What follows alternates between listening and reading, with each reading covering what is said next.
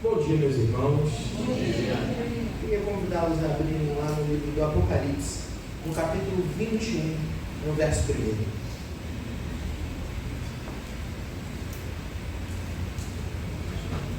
Apocalipse 21, verso 1.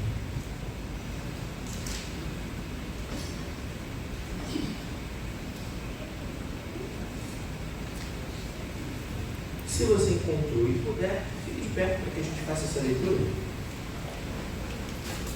Apocalipse 21, verso 1 diz assim: Então vi novos céus e nova terra, pois o primeiro céu e a primeira terra tinham passado e o mar já não existia.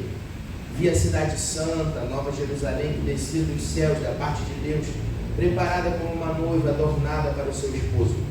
Ouvi uma alta voz que vinha do trono e dizia: Eis que o tabernáculo de Deus está com os homens, com os quais ele viverá. Eles serão os seus povos. O próprio Deus estará com eles e será o Deus deles. Ele enxugará dos seus olhos toda lágrima.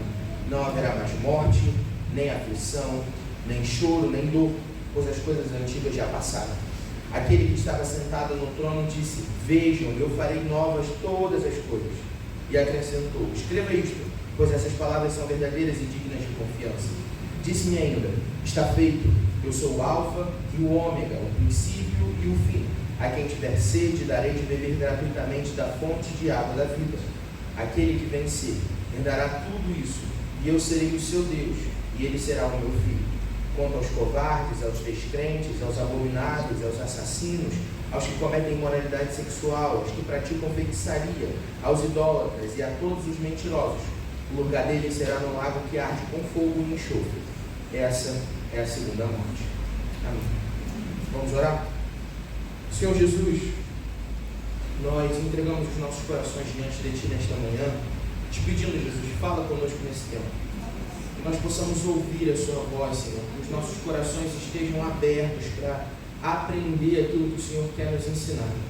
Jesus, transforma as nossas vidas nesse tempo aqui juntos. Que nós saiamos daqui diferentes de como chegamos. Que nós pedimos no Teu santo e poderoso nome, Jesus. Amém e amém. Os irmãos podem se sentar.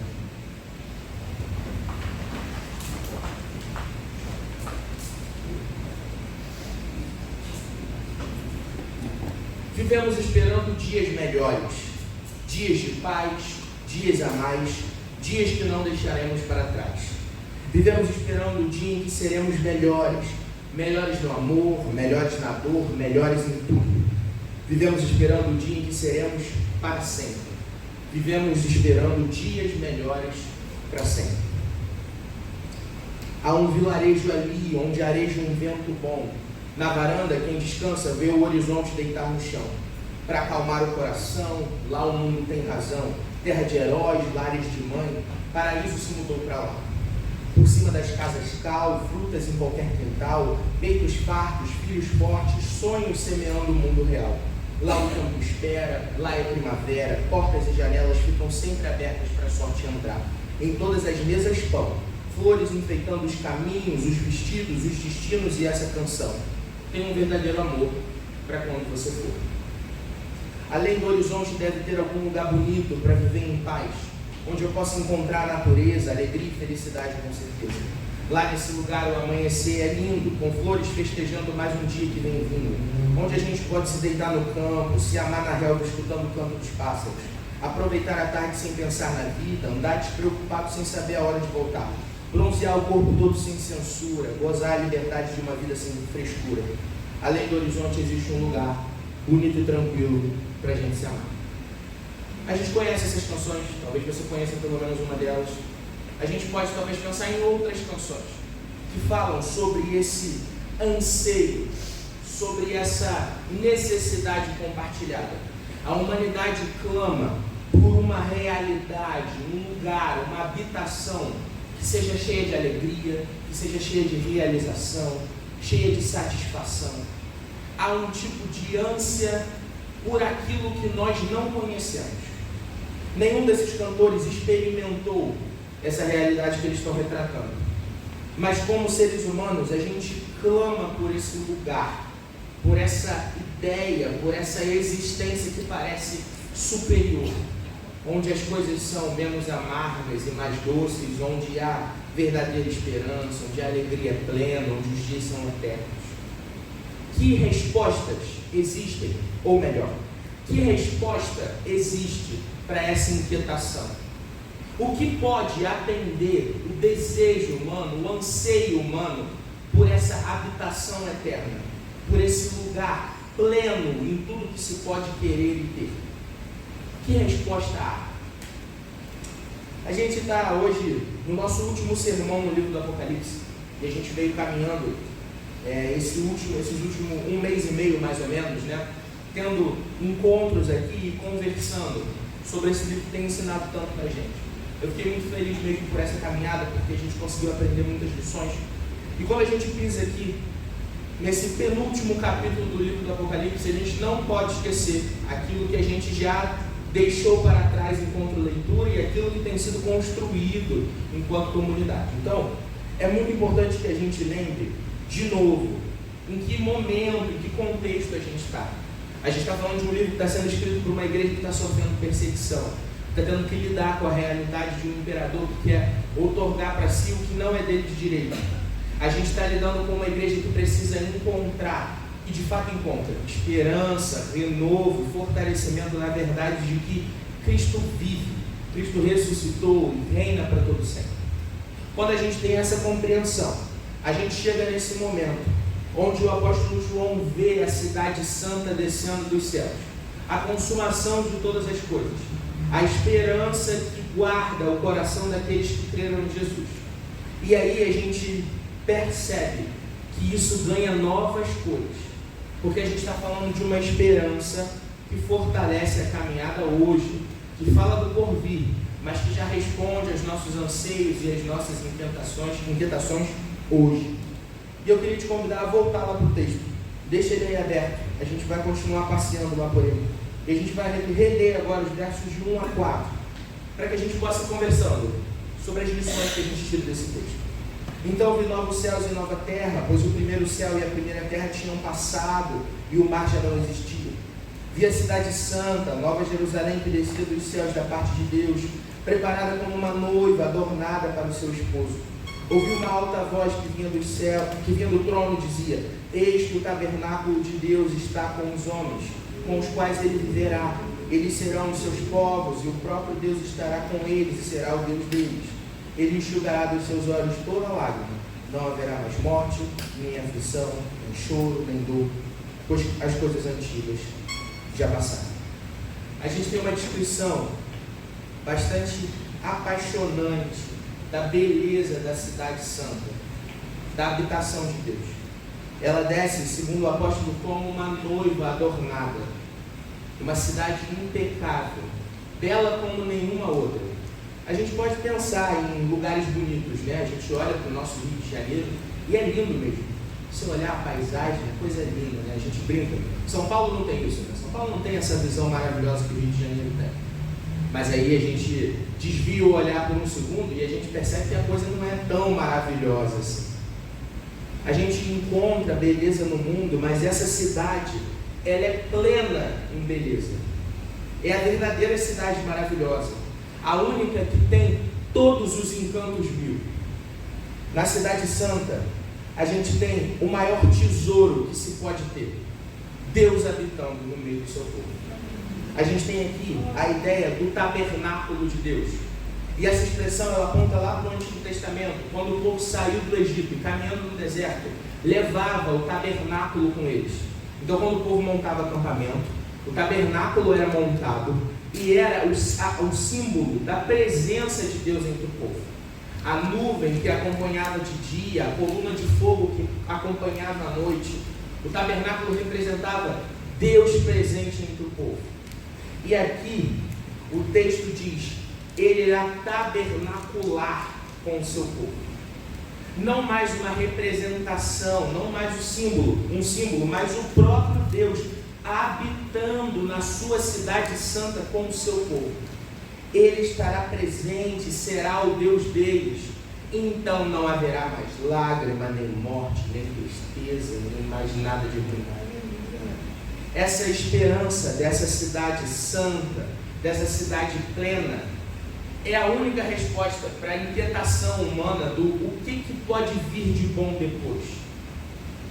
Mesmo a descrição dos cantores, ela é embanhada no pecado, ela é repleta daquilo que não é pleno de verdade, porque a nossa mente nem consegue imaginar, realizar a plenitude da cidade de Deus, mas ela é a nossa esperança, nossa e de toda a humanidade. Essa cidade onde Deus está presente, por causa da sua presença, não tem espaço para tristeza, dor ou sofrimento. Quando a gente olha para isso, tendo em perspectiva o que aqueles nossos primeiros irmãos estão vivendo quando leem esse livro do apóstolo João, a gente percebe que esse clamor por um lugar sem lágrimas, sem morte, sem tristeza, ganha ainda mais impacto. É isso que tem alimentado a igreja no primeiro século: morte, lágrima e tristeza, do melhor tipo que tem. A morte, a lágrima e a tristeza daqueles que se dedicam na pregação do Evangelho, daqueles que são fiéis a Jesus e por isso morrem. E Cristo disse lá no Sermão do Monte: esses são bem-aventurados. Portanto, por mais desafiador que seja a realidade da igreja primitiva, eles estão passando isso pelos motivos certos. Ainda assim, o apóstolo diz: há esperança. A esperança de uma cidade onde isso não vai ser mais realidade, onde a presença de Deus vai ser aquela que vai preencher todas as coisas. Se a gente seguir no texto, lá no verso 5 e 6, a gente vai ouvir o apóstolo dizendo assim: aquele que estava sentado no trono disse: vejam, eu farei novas todas as coisas, e acrescentou: escreva isto, pois essas palavras são verdadeiras e dignas de confiança. Disse-me ainda: está feito, eu sou o alfa e o ômega, o princípio e o fim. A quem tiver sede, darei de beber gratuitamente da fonte da água da vida. Eis que faço novas todas as coisas. Essa é a palavra daquele que está sentado no trono. Deus intervém poderosamente na sua criação. A gente não lida com um evangelho de um Deus distante, mas de um Deus que se faz presente, a ponto de enviar o seu próprio Filho para morrer no seu lugar. Deus intervém poderosamente na criação e fará isso de maneira plena no último dia, quando a cidade celestial desce dos céus, quando a habitação de Deus é entre nós, todas as coisas são refeitas. Mas esse processo ele já começou, e um comentarista vai falar de como essa palavra está feito, como essa expressão de terminação, ela é um eco daquilo que Cristo disse na cruz: está consumado, e daquilo que a gente encontra lá no livro do Apocalipse também, no capítulo 16, no verso 17, a gente passou por esse texto. Se você voltar lá, quando o último anjo derrama o cálice da ira, então Deus diz: está feito, é acabado, é consumado.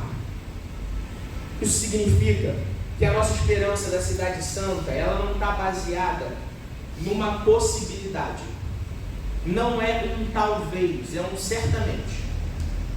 Cristo disse na cruz: está consumado. A vitória de Cristo sobre a morte é a certeza de que nós experimentaremos a cidade santa. É porque Cristo ressuscitou que nós temos esperança nessa vida. É porque Cristo é vivo e reina que a gente pode vislumbrar um futuro garantido, onde nós vamos adentrar a porta da cidade e habitar com Deus vivo e verdadeiro. É curioso porque quando as pessoas idealizam essa realidade eterna, esse novo mundo, tem uma série de coisas boas, mas não tem aquilo que mais importa. Não tem o próprio Deus lá. Por quê? Porque essas coisas que foram descritas nessas canções, elas tomam um lugar que só pode ser do Deus vivo e verdadeiro. Às vezes a gente faz isso também. A gente conversou sobre isso, né? Às vezes a gente deixa que essas coisas tomem um lugar no nosso coração que devia ser de Deus. Mas quando Deus está no lugar certo, quando Ele está sentado no seu trono, a gente percebe então que a nossa esperança não é vã, porque Ele é vivo. E porque Ele é vivo, nós podemos e entraremos certamente na cidade eterna. Nos versos 7 e 8, o texto diz assim: aquele que vencer herdará tudo isto, e eu serei o seu Deus, e ele será o meu filho. quanto aos covardes, aos descrentes, aos abomináveis, aos assassinos, aos que cometem imoralidade sexual, aos que praticam feitiçaria, os idólatras e a todos os mentirosos. O lugar deles será no lago que arde como fogo e enxofre. Essa é a segunda morte. A gente tem aqui o apóstolo fazendo um paralelo entre dois perfis. De um lado, o vitorioso, que não só entra na cidade, mas herda a cidade santa. É a sua cidade, é o seu povo, porque ele é feito filho desse Deus. E do outro lado, o perverso, que não só não entra na cidade, mas é apartado de Deus eternamente. Os sofrimentos daqueles que foram condenados, eles são muitos, mas o maior de todos é a antítese do maior benefício que nós temos. Ou seja, se para nós a maravilha da cidade eterna é que Deus está presente, o que é terrível na eternidade de condenação é a separação de Deus. Na cidade eterna a gente tem todos os outros benefícios que vêm com a presença de Deus. Na separação eterna a gente tem todos os malefícios que vêm com a separação desse Deus. Esses dois perfis estão sendo contrapostos, estão sendo colocados lado a lado para que a gente perceba que existem dois destinos, dois caminhos possíveis, e só esses dois. Às vezes a gente pinta um cenário com muitas possibilidades. Não, existem dois caminhos. Ou a gente entra na cidade santa como gente que venceu pelo que Cristo fez na cruz do Calvário, ou a gente enfrenta a condenação eterna, a separação de Deus para todos sempre. Eu quis caminhar com os irmãos pelo texto para a gente ir pegando essas ideias, mas eu queria fazer duas aplicações de como esse texto nos ensina e nos instrui hoje. A primeira delas é: a cidade santa, ela é esperança para nós. A gente tem o John Piper escrevendo sobre graça futura. Eu gosto muito dessa ideia que o Piper traz, que obviamente não é dele, mas é a escritura, senão não estaria aqui falando sobre ela. Mas é a ideia de que nós caminhamos na esperança da graça que nos foi prometida. A gente olha para a eternidade, a gente vê as promessas de Cristo, e essa graça futura, esse presente que virá, os benefícios da eternidade, eles nos ajudam a enfrentar o desafio do hoje. Quando a gente esquece do nosso objetivo, então o caminho é muito mais doloroso. A gente pode experimentar isso, por exemplo, quando a gente está lá na universidade e a gente está ali focado no diploma. O diploma é o que a gente quer, porque a gente entrou lá para isso. Mas aí no meio do caminho é um porre, é difícil pra caramba, é fácil entrar, às vezes é difícil até entrar, mas para sair, meu irmão, aí a gente fica naquele sofrimento, a coisa pesa, é duro. Só que aí a gente lembra qual é o nosso objetivo, qual é a graça prometida para nós. Aquele que terminar o curso ganhará o diploma. Aí você vai lá. A nossa esperança é a coroa da vida. A nossa esperança é a certeza de que estaremos com Deus pela eternidade. Amém. E é isso que é consolo no meio das nossas lutas agora. Não que nós não vamos enfrentar dias difíceis, nós certamente iremos, mas nós temos a esperança de dias melhores para sempre. Nós podemos viver esperando dias melhores para sempre, porque nos foram garantidos na cruz do Calvário. Jesus prometeu, Ele cumpre as suas promessas. A cidade santa é realidade para aqueles que estão fundamentados em Cristo, aqueles que foram salvos por Jesus na cruz do Calvário.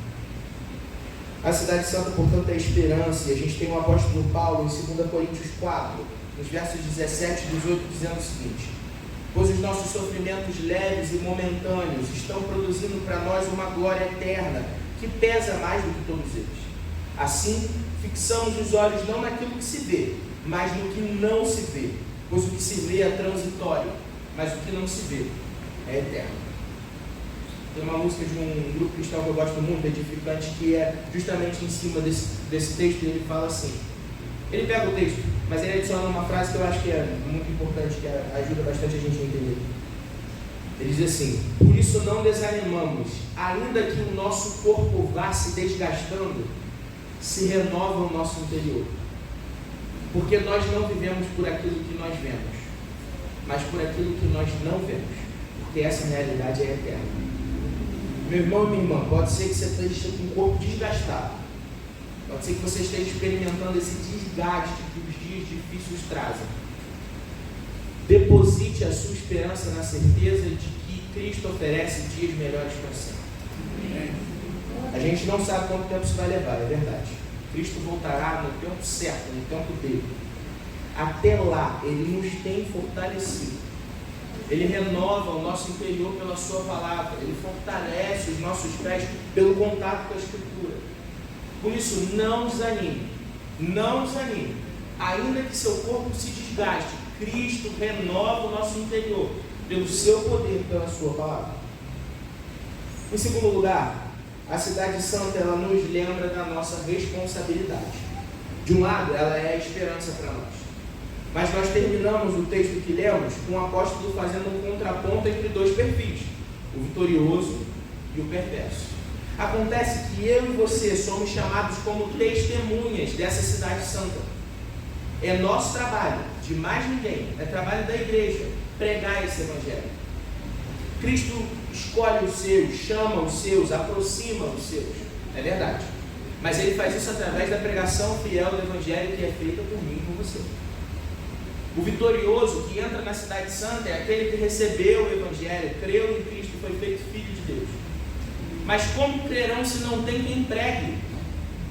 Nós somos chamados à responsabilidade como testemunhas desse perfeito vilarejo, dessa habitação além do horizonte, dos dias eternos com Deus. É nossa responsabilidade. É importante que a gente lembre que isso não significa que nós salvamos as pessoas. Esse não é nosso trabalho. Quem salva é o Cristo que morreu e ressuscitou. Quem aplica a pregação do Evangelho é o Espírito Santo que inspirou a Escritura. Então, qual é o meu e o seu trabalho? Pregar com fidelidade a palavra de Deus. Ah, mas eu não vejo os resultados da minha pregação. Está tudo bem. Está tudo bem. Essa não é parte do seu trabalho. O seu trabalho é pregar com fidelidade.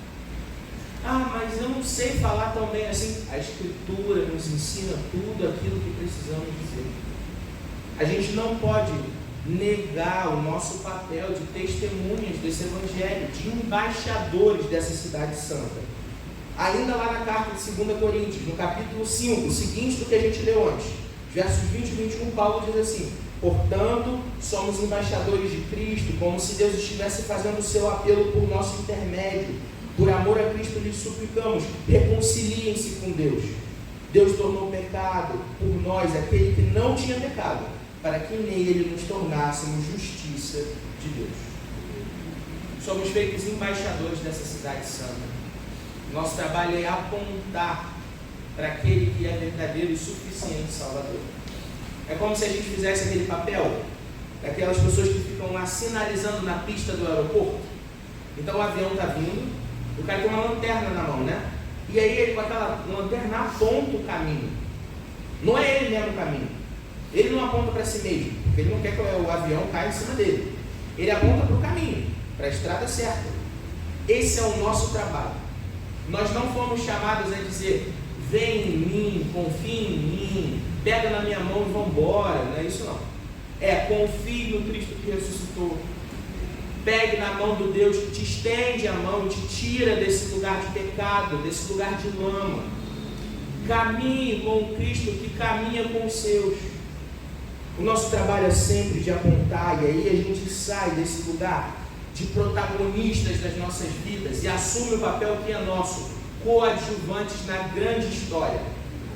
Eu e você apontamos holofotes para o único que é digno de palco, o Cristo que ressurgiu na cruz do Calvário.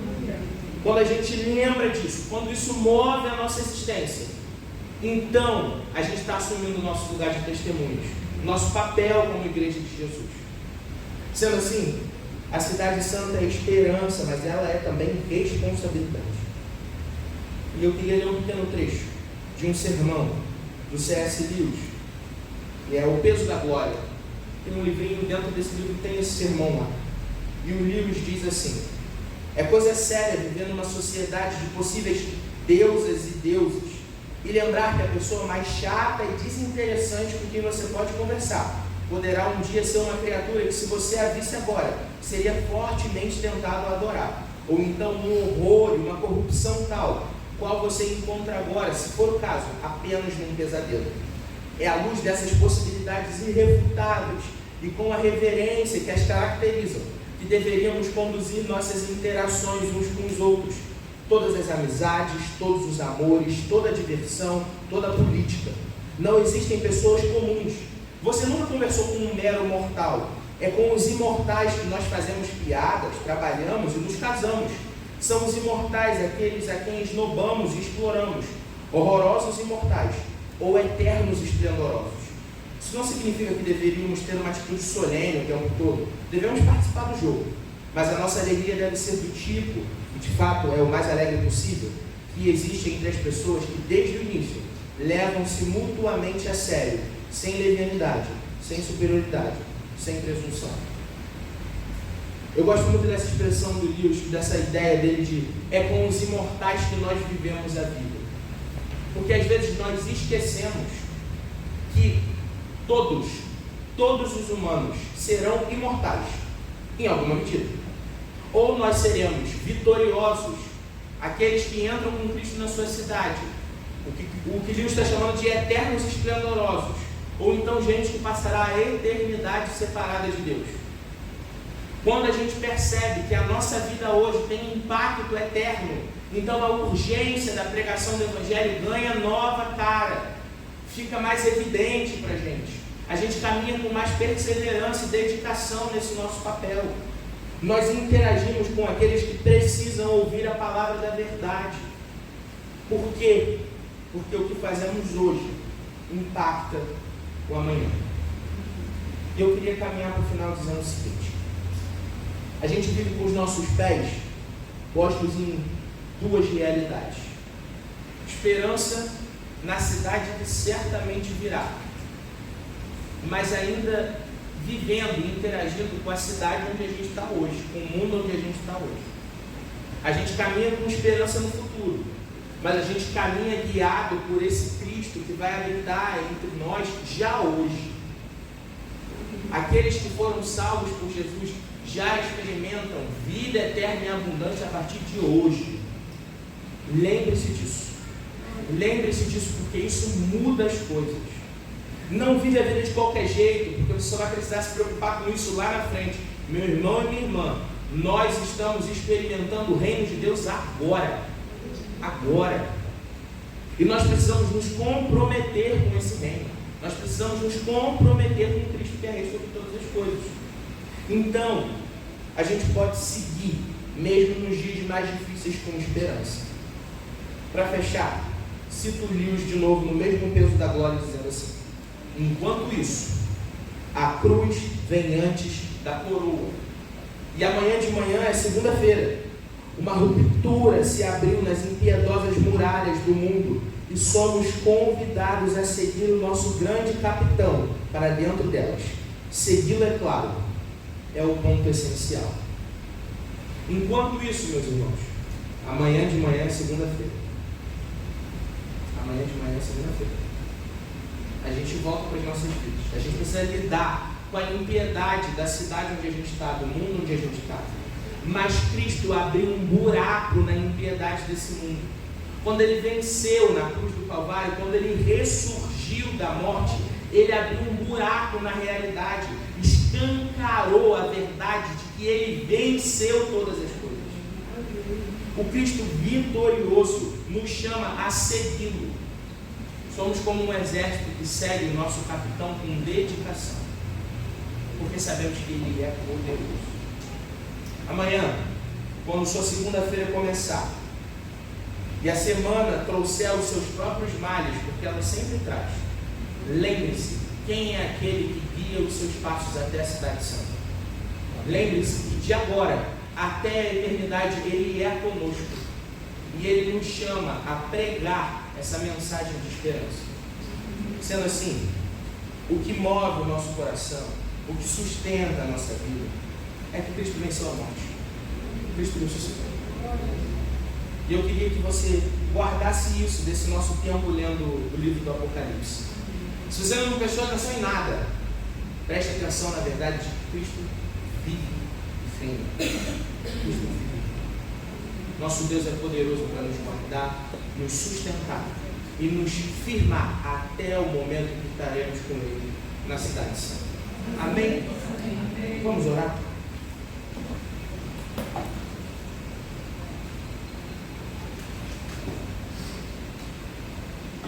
Senhor Jesus, nós te agradecemos pela tua palavra.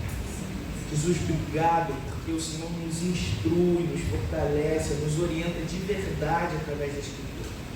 Obrigado porque quando a gente tem contato com a palavra de Deus, a gente percebe que ela é mesmo viva, que ela é mesmo verdadeira. Isso não é só conceito, não. Isso é realidade.